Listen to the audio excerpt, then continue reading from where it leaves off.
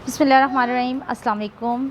Fourth lecture और fourth lecture है crafting winning proposals. आप किस तरह से आपने सुबह के लेक्चर में या इससे पहले जो मैंने लेक्चर किया आपने उसमें सीखा कि किस तरह से आप क्लाइंट्स को हायर कर सकते हैं। इसके बाद आपके पास अगर कोई क्लाइंट आता है फ्रीलांसिंग में, सिर्फ ये नहीं सिखाया जाता कि आपने क्लाइंट को किस तरह हायर करना है, आपने उसके प्रपोजल्स जो अगर आपने उसको भेजा है या उसने आपको कोई प्रपोज़ल दिया है तो उसको आपने किस तरह से क्राफ्ट करना है। और सबसे पहले क्लाइंट्स की आपने कि देखना है क्लाइंट की क्या ज़रूरत है, क्लाइंट्स को इस टाइम किस चीज़ की ज़रूरत है, ठीक है, उसकी नीड को देखना है। उसके बाद right tolerate proposals that stand out and implement effective follow-up strategies to secure freelancing project। अब प्रोजेक्ट तो आ गया, अब आपने अगर उस प्रोजेक्ट को प्रॉपरली करके नहीं दिया तो वो क्लाइंट आपका हाथ से चला जाएगा। देखिए, जब भी हमारे पास कोई क्लाइंट आता है तो हम ये कोशिश करते हैं कि इस क्लाइंट का काम हम इतना अच्छा करें कि ये क्लाइंट किसी और के पास ना जाइए, हमेशा हमसे करवाएं। यानी कि आपने एक टेम्परेरी क्लाइंट को परमानेंट क्लाइंट में कन्वर्ट करना है। ठीक है, आपने बहुत सारे प्रपोज़ल भेजे, उनमें से एक क्लाइंट ने कहा ठीक है, मैं ये मेरी नीड्स हैं, मैं आपसे ये काम करवाना चाहता हूँ। लेकिन अब बात ये आ गई कि एक तो आप के पास जो क्लाइंट ने कहा है वो काम आपसे नहीं हो सकता, तो आपने फ़ौरन से बेशतर क्या करना है, फ़ौरन से बेशतर आपने ऐसे स्किल्ड बंदे को ढूंढना है जो कि आपका ये प्रोजेक्ट कर सके। अगर आप नहीं कर पा रहे तो आपने सबसे पहले स्किल्ड बंदे को ढूंढना है, अपना प्रॉफिट शेयर रखना है और आपने ये काम आउटसोर्स करवा लेना है। दूसरी सूरत ये है कि आप अगर उस स्किल में 60% भी आप एक्सपर्ट हो तो आपने उसको लेके चलना है। और सबसे पहली बात है अंडरस्टैंडिंग क्लाइंट्स नीड, कि क्लाइंट्स की क्या नीड है। इसके की पॉइंट्स पे आते हैं हम। Research the clients. अब हम एक प्रपोज़ल भेजने से पहले क्लाइंट का यानी कि हम जब एक क्लाइंट को अपना प्रपोज़ल भेजते हैं, जिस तरह से मैंने आपको सुबह के लेक्चर में बताया कि हम उसका बिज़नेस, इंडस्ट्री और स्पेसिफ़िक प्रोजेक्ट की रिक्वायरमेंट्स को स्टडी करते हैं। रिसर्च वर्क हमने अपना पहले कंप्लीट करना होता है, हमने उसके बिज़नेस को देखना होता है। फिर हमने मुख्तलिफ़ वेबसाइट्स जो कि मेयरिंग वेबसाइट्स हैं वहाँ पे जाके हमने देखना होता है कि ये क्लाइंट पहले जो काम करता रहा है, इससे पहले वो किससे कितना पे करवाता रहा है। ये आपको जब आप सर्चिंग लाइन में आ जाओगे ना, जब आप सर्च करना शुरू कर दोगे तो ये सारी चीज़ें आपको इंटरनेट से आसानी मिल जाएंगी। आपने उसकी फाइवर की गिग्स वगैरह पे जाके देखना है कि अगर इसने फाइवर पे अपना प्रपोज़ल भेजा हुआ है तो फाइवर पे ये कंपनी, फाइवर पे जाके आपने कंपनी का नाम सिंपल जस्ट आपने लिखना होता है तो आपको इसका आइडिया हो जाता है। ठीक है, हाँ जी। तो आपने क्लाइंट की मुकम्मल रिक्वायरमेंट देख लेनी है, आपने उसकी वेबसाइट्स को देखना है। ये देखें, पहली बात उसकी वेबसाइट को देखना है, सेकंड उसकी सोशल मीडिया प्रोफाइल्स देखनी है और any other publicly available information, यानी कि और कहीं भी उसकी पब्लिकली अवेलेबल इंफॉर्मेशन है। आप गूगल पे जाएं, आप डिफरेंट सर्च प्लेटफॉर्म्स पे जाएं, उसका क्लाइंट का नाम या फिर उसका जो है क्रेडिबिलिटी, उसकी कंपनी का नाम, ये सारा कुछ आपने लिख के सर्च करना है। तीसरी बात है एनालाइज द प्रोजेक्ट डिस्क्रिप्शन। अब सबसे पहले हमें एक प्रोजेक्ट जो कि हमें मिल रहा है, हमने उसके डिस्क्रिप्शन को एनालाइज करना है। अच्छा, लास्ट नाइट मेरे पास एक आर्टिकल का प्रोजेक्ट आया है, मैं ज़रा आपको एग्जांपल उसकी देती हूँ। हाँ जी, आप स्क्रीन पे ये देख रहे होंगे, मेरे पास एक प्रपोज़ल आया है और ये उसने मुझे डॉक्यूमेंट्स भेजे हैं। उसने कहा है हेयर इज़ ए सैम्पल। सबसे पहले मैंने उसका सैम्पल ओपन किया है कि सैम्पल क्या है। आप उसके गूगल डॉक्यूमेंट्स में उसने मुझे सैम्पल भेजा है कि दिस इज़ द सैम्पल, कि उसको ये चीज़ चाहिए। The complete buyer guide to ice machine feature types and tips. अब उसको ये उसका इस तरह के उसने आर्टिकल लिखवाने हैं और ये आप एसईओ की हेडिंग्स होती हैं। अगर जिसको एसईओ का नहीं पता, ये कॉपी राइटिंग में जब आप आएंगे तो आपको ये चीज़ पता चल जाएगी। ये एसईओ की हेडिंग्स हैं और अंदर ये मेटा डिस्क्रिप्शन पहले लिखी हुई है। ये नंबर 1 हेडिंग है, ये आर्टिकल लिखा हुआ है लेकिन आर्टिकल के अंदर हेडिंग्स ऐड की हुई हैं, ठीक है।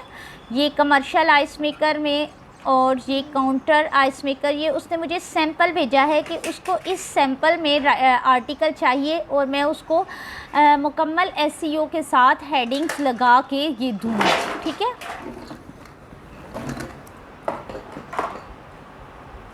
ये देखें, ये उसने एंड तक अपने आर्टिकल के हेडिंग्स को ऐड किया हुआ है। ये उसका एक सैंपल है, ठीक है। अब उसका मज़ीद क्या रिक्वायरमेंट है, instructions and outline pattern you will follow in each article, कि ये इंस्ट्रक्शंस हैं और ये आउटलाइन है पैटर्न का कि आपने जो हर आर्टिकल में फॉलो करना है, ठीक है।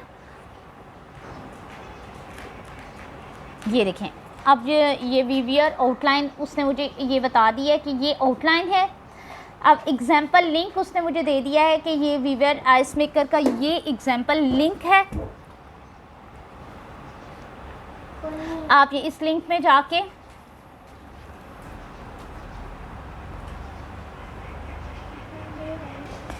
अब मैं अगर इसकी साइट पे जाऊंगी तो यहाँ पे मैं इसकी साइट को कॉपी कर लेती हूँ, Ctrl+C न्यू टैब खोल के मैं इसकी साइट पे चली जाती हूँ। सबसे पहले मैंने ये क्लाइंट की रिक्वायरमेंट्स का आपको बताने लगी हूँ कि अगर आपके पास आर्टिकल राइटिंग का वर्क आता है तो वो किस तरह से। सर्च फॉर आइस मेकर, ये देखें, ये सर्च, और जो उसने आर्टिकल मुझसे लिखवाना है ना वो पता है कहाँ पे होगा, ये यहाँ पे एंड पे, ये रिज़ल्ट्स फॉर आइस मेकर, ये इस तरह से होगा। और ये स्टार्ट की चंद लाइंस, वहाँ पे तो हेडिंग्स वगैरह आ रही होंगी ना, लेकिन यहाँ पे आपको इस तरह का आर्टिकल शो होगा, ठीक है। ये देखें, जब वेबसाइट पे, अब मैं सी मोर पे जाती हूँ तो ये मेरा मुकम्मल आर्टिकल जो कि क्लाइंट को लिख के दिया है ये यहाँ पे आ गया है हेडिंग्स के साथ मैंने फिर इन हेडिंग्स की एसईओ की थी। वहाँ पे एसईओ के वर्ड्स हेडिंग 1 हेडिंग 2 के साथ लिए थे, हेडिंग 3 सब हेडिंग्स, आंसर क्वेश्चंस और कंक्लूजन तक, ठीक है। ये एक आर्टिकल मैंने इस तरह से लिखा था। और हाँ, अब यहाँ पे आ जाते हैं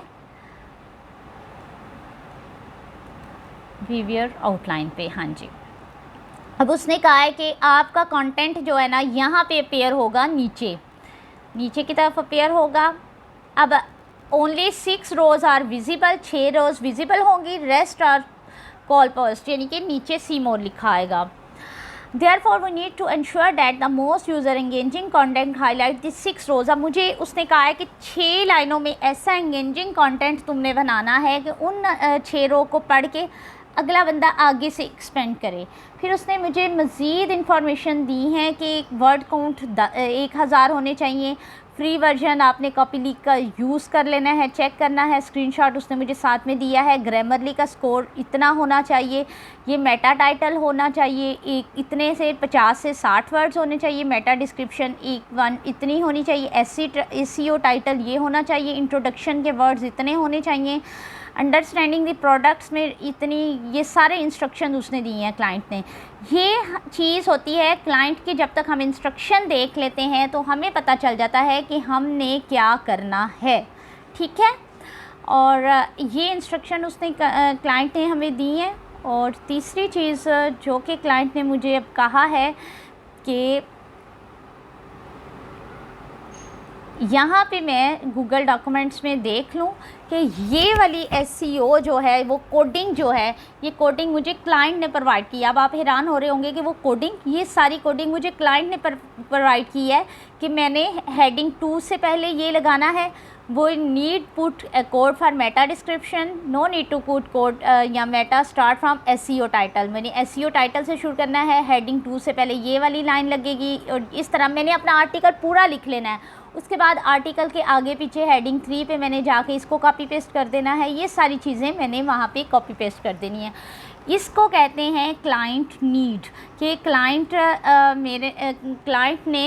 मैंने क्लाइंट की नीड को देखा है, अब मैंने उसके अकॉर्डिंग ये इसको कहते हैं एनालाइज द प्रोजेक्ट डिस्क्रिप्शन। अब हमने carefully read the project description को पढ़ लिया है, अंडरस्टैंड द क्लाइंट नीड, हमें क्लाइंट का पता चल गया है, उसकी नीड क्या है, उसके गोल्स क्या हैं और वो हमसे क्या एक्सपेक्ट कर रहा है। वो हमसे दरअसल ये एक्सपेक्ट कर रहा है कि हम इसको इस तरह से एसईओ बेस्ड लिखें ताकि अगर कोई बंदा इन एसईओ वर्ड्स के साथ उसको क्लिक करता है तो उसके प्रोडक्ट बाहर जाए। मतलब तो उसका वो प्रोडक्ट जो आइस मेकर है उसको सेल करने का है ना, मेन मकसद तो उसका सेल है। लेकिन जो हमारे साथ वो एसईओ वाले वर्ड्स लिखवा रहा है उसका मकसद ये है कि ये आर्टिकल उसका वायरल जाए और इस पे उसके व्यूज़ आएँ। जब उसके आर्टिकल पे व्यूज़ आएंगे तो साथ लिखे हुए आर्टिकल्स पे जो उसने अपनी प्रोडक्ट की खूबियाँ या खामियाँ लिखवाई हैं वो उनको पढ़ के लोग उसके प्रोडक्ट में इंटरेस्टेड होंगे। अभी के लिए इतना ही। कल हम की पॉइंट्स और कुछ मज़ीद एनालिसिस, हम एग्जाम्पल एक्सरसाइज, हाँ ये एक चीज़ है, take a simple project description and write down the key needs, the goal of the client, list any questions you would ask to client to earn more clarity. अच्छा, आप ना एक एग्जाम्पल एक्सरसाइज बनाएं, आपस में दो कपल हो जाएं। अगर आप दो कपल नहीं हो सकते तो आप ख़ुद से अपना एक प्रपोज़ल लें। आप एक एग्जाम्पल के तौर पे ये आपका एक टास्क है कि आपने करना क्या है कि आपने खुद को टास्क दे दें या आप अपने ग्रुप में सभी गर्ल्स हैं तो दो हो जाएं, एक बंदा दूसरी को टास्क दे, दूसरे बंदा अपनी अपनी स्किल के हिसाब से, जो अगर आपके पास स्किल हैं उसको यूटिलाइज़ करते हुए कोई मुझे एक छोटी सी एक्सरसाइज ये करके दिखाएं जो आपके पास, चाहे आपके पास कंटेंट राइटिंग की स्किल है, कॉपी राइटिंग की स्किल है, सोशल मीडिया मार्केटिंग की स्किल है, या अगर आपके पास सिंपल अगर आप मैथ में एक्सपर्ट हैं तो मैथ का कोई प्रोजेक्ट कर लें, छोटा सा प्रोजेक्ट जिस तरह का मैंने आपको बताया है उसमें सारी इंस्ट्रक्शंस वगैरह एक लगा के और ये सारा कुछ आपने ना करके तो आपने मुझे दिखाना है। ये आपका पहला प्रोजेक्ट है कि आपने समझना है कि आपने दो कपल हो जाना है, एक बन जाए क्लाइंट और एक बन जाए कस्टमर।